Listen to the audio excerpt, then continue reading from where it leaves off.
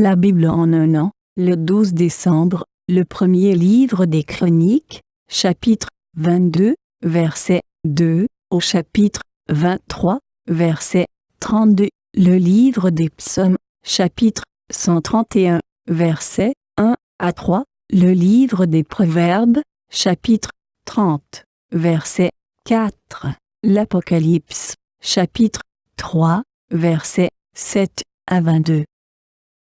1 Chroniques, chapitre 22.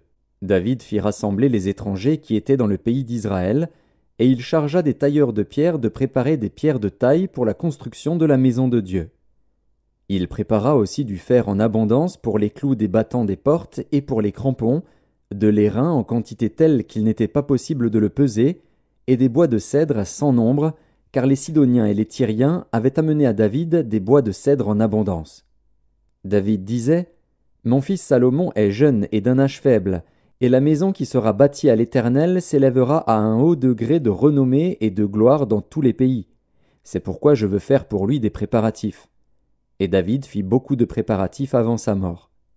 David appela Salomon, son fils, et lui ordonna de bâtir une maison à l'Éternel, le Dieu d'Israël. David dit à Salomon: Mon fils, j'avais l'intention de bâtir une maison au nom de l'Éternel, mon Dieu. Mais la parole de l'Éternel m'a été ainsi adressée: Tu as versé beaucoup de sang, et tu as fait de grandes guerres. Tu ne bâtiras pas une maison à mon nom, car tu as versé devant moi beaucoup de sang sur la terre. Voici, il te naîtra un fils, qui sera un homme de repos, et à qui je donnerai du repos en le délivrant de tous ses ennemis d'alentour. Car Salomon sera son nom, et je ferai venir sur Israël la paix et la tranquillité pendant sa vie. Ce sera lui qui bâtira une maison à mon nom. Il sera pour moi un fils, et je serai pour lui un père. Et j'affermirai pour toujours le trône de son royaume en Israël. Maintenant, mon fils, que l'Éternel soit avec toi, afin que tu prospères et que tu bâtisses la maison de l'Éternel, ton Dieu, comme il l'a déclaré à ton égard. Veuille seulement l'Éternel t'accorder de la sagesse et de l'intelligence, et te faire régner sur Israël dans l'observation de la loi de l'Éternel, ton Dieu. Alors tu prospéreras, si tu as soin de mettre en pratique les lois et les ordonnances que l'Éternel a prescrites à Moïse pour Israël. Fortifie-toi et prends courage, ne crains point et ne t'effraie point. Voici, par mes efforts, j'ai préparé pour la maison de l'Éternel 100 000 talents d'or, 1 000 000 de talents d'argent, et une quantité d'airain et de fer qu'il n'est pas possible de peser, car il y en a en abondance. J'ai aussi préparé du bois et des pierres, et tu en ajouteras encore. Tu as auprès de toi un grand nombre d'ouvriers, des tailleurs de pierre, et des charpentiers, et des hommes habiles dans toute espèce d'ouvrage. L'or, l'argent, l'airain et le fer sont sans nombre. Lève-toi et agis, et que l'Éternel soit avec toi. David ordonna à tous les chefs d'Israël de venir en aide à Salomon, son fils.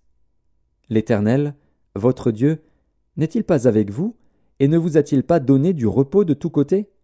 Car il a livré entre mes mains les habitants du pays, et le pays est assujetti devant l'Éternel et devant son peuple. Appliquez maintenant votre cœur et votre âme à chercher l'Éternel, votre Dieu. Levez-vous et bâtissez le sanctuaire de l'Éternel Dieu, afin d'amener l'arche de l'alliance de l'Éternel et les ustensiles consacrés à Dieu dans la maison qui sera bâtie au nom de l'Éternel.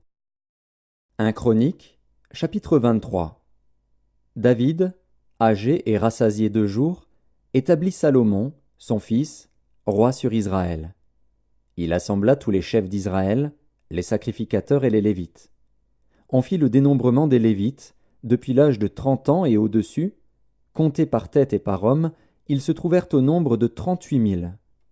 Et David dit: Qu'il y en ait 24 000 pour veiller aux offices de la maison de l'Éternel, 6 000 comme magistrats et juges, 4 000 comme portiers, et 4 000 chargés de louer l'Éternel avec les instruments que j'ai faits pour le célébrer. David les divisa en classes d'après les fils de Lévi, Gershon, Kehath et Merari. Des Gershonites, Laédan et Shimei. Fils de Laédan, le chef Jéhiel, Zétham et Joël, 3. Fils de Shimei, Shélomis, Aziel et Haran, 3. Ce sont là les chefs des maisons paternelles de la famille de Laédan. Fils de Shimei, Jacat, Zina, Jeush et Beria. Ce sont là les 4 fils de Shimei. Jacat était le chef, et Dzina le second. Jush et Beria n'eurent pas beaucoup de fils, et ils formèrent une seule maison paternelle dans le dénombrement. Fils de Kehat, Amram, Jitséar, Hébron et Uziel, 4. Fils d'Amram, Aaron et Moïse. Aaron fut mis à part pour être sanctifié comme très saint, lui et ses fils à perpétuité, pour offrir les parfums devant l'Éternel, pour faire son service, et pour bénir à toujours en son nom. Mais les fils de Moïse, hommes de Dieu, furent comptés dans la tribu de Lévi. Fils de Moïse, Gershom et Éliézer. Fils de Gershom, Shebuel, le chef. Et les fils d'Éliézer furent Récabia, le chef. Éliézer n'eut pas d'autres fils, mais les fils de Récabia furent très nombreux. Fils de Jitséar, Shélomis, le chef. Fils d'Hébron, Jérija, le chef. Amaria, le second, Jacaziel, le troisième, et Jécaméam, le quatrième. Fils d'Uziel, Miché, le chef, et Jishija, le second. Fils de Merari, Makli et Mushi. Fils de Makli, Éléazar et Kis. Éléazar mourut sans avoir de fils, mais il eut des filles, que prirent pour femmes les fils de Kis, leurs frères. Fils de Mushi, Makli, Éder et Jérémoth, 3. Ce sont là les fils de Lévi, selon leur maison paternelle, les chefs des maisons paternelles, d'après le dénombrement qu'on en fit en comptant les noms par tête. Ils étaient employés au service de la maison de l'Éternel, depuis l'âge de 20 ans et au-dessus. Car David dit, « L'Éternel, le Dieu d'Israël, a donné du repos à son peuple, et il habitera pour toujours à Jérusalem. » Et les Lévites n'auront plus à porter le tabernacle et tous les ustensiles pour son service.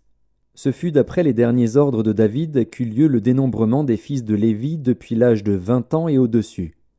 Placés auprès des fils d'Aaron pour le service de la maison de l'Éternel, ils avaient à prendre soin des parvis et des chambres, de la purification de toutes les choses saintes, des ouvrages concernant le service de la maison de Dieu, des pains de proposition, de la fleur de farine pour les offrandes, des galettes sans levain, des gâteaux cuits sur la plaque et des gâteaux frits, de toutes les mesures de capacité et de longueur. Ils avaient à se présenter chaque matin et chaque soir, afin de louer et de célébrer l'Éternel, et à offrir continuellement devant l'Éternel tous les holocaustes à l'Éternel, au sabbat, aux nouvelles lunes et aux fêtes, selon le nombre et les usages prescrits. Ils donnaient leurs soins à la tente d'assignation, au sanctuaire, et aux fils d'Aaron, leurs frères, pour le service de la maison de l'Éternel. Psaume 131, Cantique des degrés de David. Éternel, je n'ai ni un cœur qui s'enfle, ni des regards hautains. Je ne m'occupe pas de choses trop grandes et trop relevées pour moi. Loin de là, j'ai l'âme calme et tranquille, comme un enfant sevré qui est auprès de sa mère. J'ai l'âme comme un enfant sevré. Israël, mets ton espoir en l'Éternel, dès maintenant et à jamais. Livre des Proverbes, chapitre 30. Qui est monté aux cieux et qui en est descendu? Qui a recueilli le vent dans ses mains? Qui a serré les eaux dans son vêtement? Qui a fait paraître les extrémités de la terre? Quel est son nom et quel est le nom de son fils? Le sais-tu? Apocalypse de Jean, chapitre 3. Écris à l'ange de l'église de Philadelphie.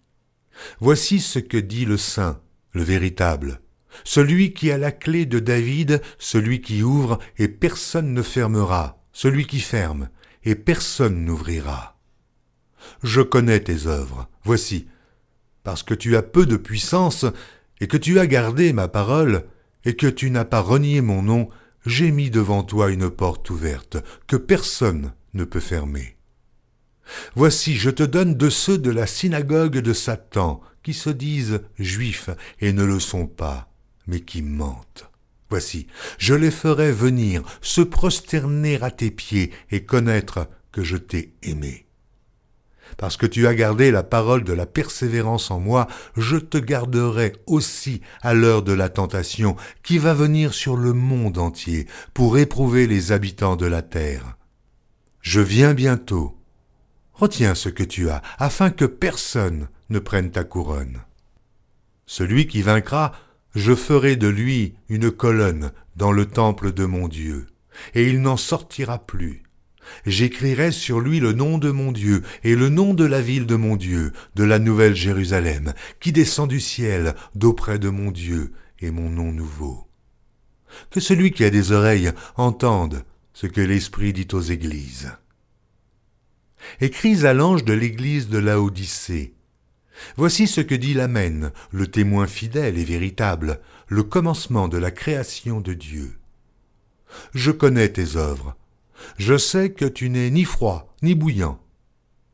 Puisses-tu être froid ou bouillant? Ainsi, parce que tu es tiède et que tu n'es ni froid ni bouillant, je te vomirai de ma bouche. Parce que tu dis « je suis riche, je me suis enrichi, je n'ai besoin de rien », et parce que tu ne sais pas que tu es malheureux, misérable, pauvre, aveugle et nu, je te conseille d'acheter de moi de l'or éprouvé par le feu, afin que tu deviennes riche, et tes vêtements blancs, afin que tu sois vêtu, et que la honte de ta nudité ne paraisse pas, et un collier pour oindre tes yeux, afin que tu vois. Moi je reprends et je châtie tous ceux que j'aime. Aie donc du zèle, et repens-toi. Voici, je me tiens à la porte et je frappe. Si quelqu'un entend ma voix et ouvre la porte, j'entrerai chez lui. Je souperai avec lui, et lui avec moi.